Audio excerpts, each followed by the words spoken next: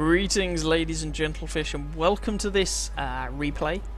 Tier 8 game. I'm in the T-34-2, and I'm platooned up with Sam, who's in his Panther 88.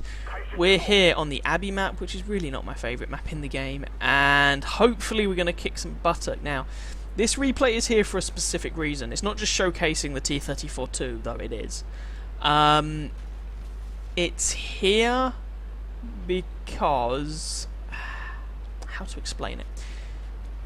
Hopefully going to show you how you can outthink your opponents and how you can get yourself into trouble trying to outthink your opponents. Anyway, that's all in the future. Right now, we're a top tier tank on Abbey. I don't like going to the Abbey on Abbey. I find it very restrictive. I don't like going down the 8 or 9 lines. I tend to find you get ripped apart by tank destroyers and artillery. Personally, I like going down the 1 and 2 lines. In my opinion, that's where you have the most flexibility. It's where you can have the least linear engagement. I mean, let's be honest, Abbey is essentially 3.5 corridors, maybe 4 corridors. And it's where you can have the most fun. So, already we are 2 tanks down, which is great. There's an enemy IS-3. Scoreline is now 1-3. And we're going to try and make something of this game. So we've got an awful lot of people over here. The 8 and 9 lines, completely uncontested. The Abbey, to all intents and purposes, uncontested. We have an ALC-AMX who is bombing it down the 7 line, but I don't think he's going to be long for this world. Scoreline is currently 1-4.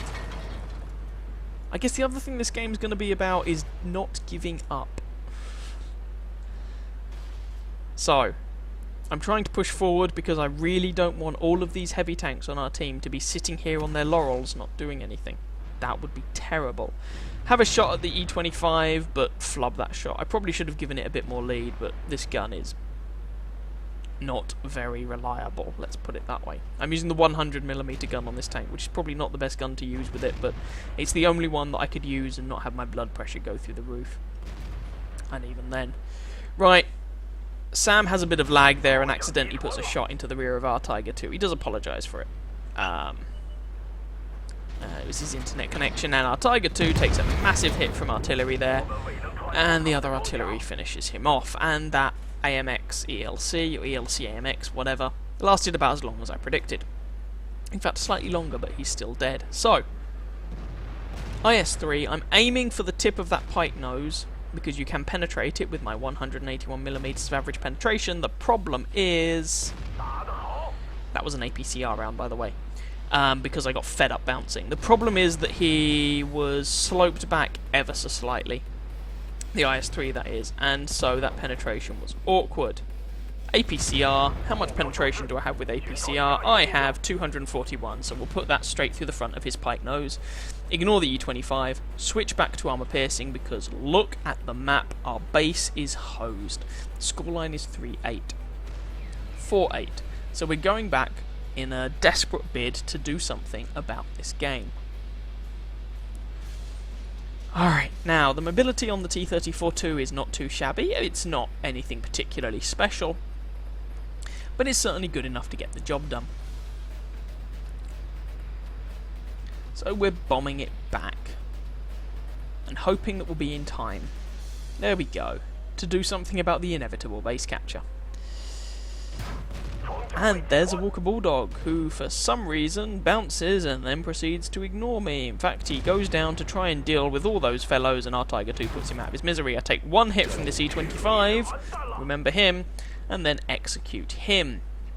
They are, however, capping our base. It looks like there's only 1 guy in the capture circle, maybe 2.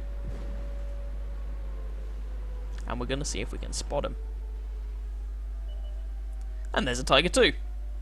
Now, I am not taking a shot on this guy because I don't want to give away my position. At the moment, I am able to spot this fellow.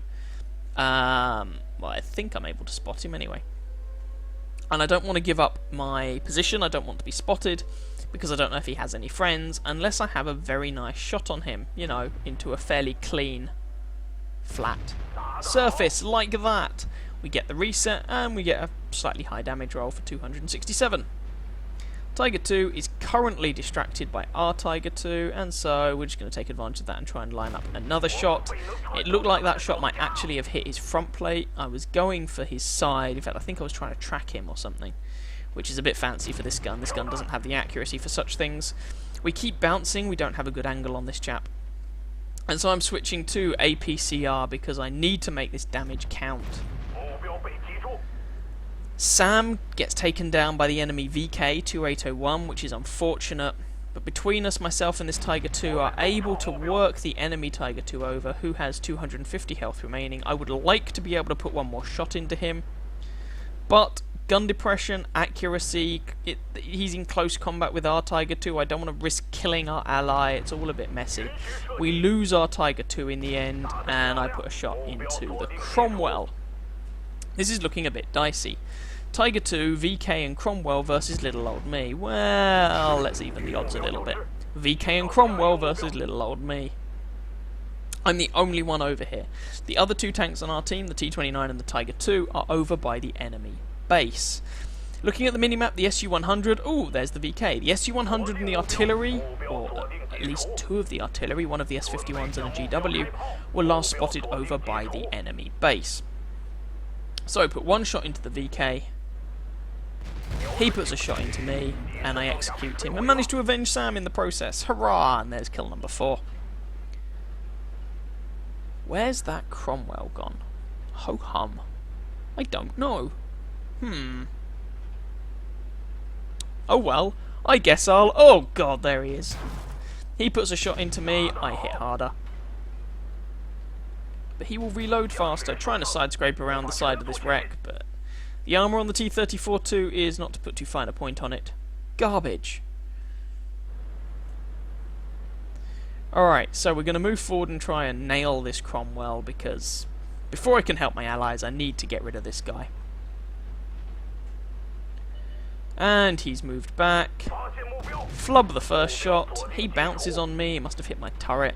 Managed to take a bit of health off him by ramming him, which means I can finish him off with that round. And now, oh, we just lost our T-29, but now the scoreline is more even. So I'm going to head back in an effort to try and help our Tiger 2 deal with all the bad guys. Now, at the moment, I am under the impression that all 3 of the enemy tanks are over by this Tiger 2. He's on 144 health, because that's where they were all last spotted. I'm telling him I'm coming, I'm on my way. I've taken a bit of a beating, but I am on my way. And so the extended information on the minimap can sometimes get you into a little bit of trouble, as will become apparent. Someone's in our base. Ah. Who's it likely to be? Okay, let's think about this. I'm telling the Tiger that I'm going back to our base. Of the 3 enemy tanks on the 3 tanks on the enemy team left, the S-51 is slow as treacle. It's unlikely to be him, so it's probably going to be the SU-100 or the GW Panther. Either of them are capable of making it back. They presumably bombed it down the 8-9 line. So I'm apologising to the Tiger, saying I have to go back to defend the base. Alright, already the capture counter is up to 36, 37. Are there 2 of them in there? I'm not sure. I don't know if there's 1 or 2 in the friendly base, but I've currently used approximately half of my allotted time to get back here. Alright, so, think. I'm going to go into these bushes and I'm going to try and spot them, but I have binos, not optics, which means I need to wait a couple of seconds for the binos to turn on. Don't spot them. I need to move, come down this ridgeline. Now, I got spotted there. I could bomb it straight up into our base, but I don't. The reason I don't is because it could be the GW Panther who's sitting in the capture circle. If I come up the way they're predicting, I am expecting to receive a high caliber shell to the face. It's not the GW Panther. He just died, but it's too late for me to really change my mind. I'm already committed. I'm trying to outflank the guy in the capture circle so I don't take a shell to the face, because it could be that artillery. There's the SU-100. I put a shot in for 300, but it's not enough. He's already capped our base. I wasn't quite in time. If I hadn't stopped to turn the binoculars on, then maybe that would have been different. As it is, he was looking in my direction anyway. I could have just bombed it straight up the slope toward him, and by the look of it, he wouldn't have been paying the blindest bit of attention, and I could have shot him. So I was trying to outthink this guy by going somewhere that he didn't expect, and that hence to catch him unawares, rather than taking what could have been a 155mm shell to the face and could have just killed me. As it was, I took a 122mm shell to the face anyway, rolled high on my damage roll, but even if he hadn't capped, this engagement would probably have actually gone quite south for me. I reload, put a shot into him for an average of 250, leaving him on 30 health. He reloads and probably kills me. C'est la vie. Leaving the Tiger 2 facing off against an S51. So, actually, with hindsight, we probably weren't going to be able to win that anyway. But it's kind of frustrating that I went to the effort to try and think, where is that guy going to be looking? Which direction do I need to approach this guy from to maximise my chances of not taking a shot to the face, which could have been an artillery shell that could have just killed me. And I got it wrong, and they capped in the end, and we'd pulled it back. It was 1-7 and we'd pulled it back. Anyway, there we go. That was an example of overthinking the situation. And it would have been better just to drive straight for the guy and put a shell into his tank and reset the base. And then I could have been fancy and approached him from a different direction once I had reset the base. So with hindsight, I probably should have just bombed it straight up to him, got the shell in, got the reset, and then I could have pulled back and faffed around with what direction I was going to attack him from. As it is, I didn't do that. Our team paid the price. So, yeah, let's go and have a look at the post-battle results. Well, that sucked. First class mastery, fighter, duelist, fire for effect, and bruiser, and a high caliber award, which is a bit annoying. 3,231 damage, 5 kills, 679 base experience. Which puts us neatly at the top of our team on damage done or experience or whatever metric you choose to use. 22 shots fired, 18 hits, 14 pens to get that damage count. We only blocked 420 damage with our armour. 9 shots received, 6 pens, 3 didn't, and 2 splashes. We spotted 1 enemy tank, damaged 8, killed 5, got 58 base defense points, but it wasn't quite enough. We actually made a loss on that game, and that was because we fired off 5 rounds of APCR. If we'd have been running a premium account, we'd have made a small profit. So there we go. That was a bit of a painful game, but I hope you guys enjoyed it nonetheless. Possibly found it vaguely informative, who knows. If you did, please feel free to catch some of my other videos and or subscribe to my channel. And I wish you very happy hunting on that battlefield. Ciao, ciao.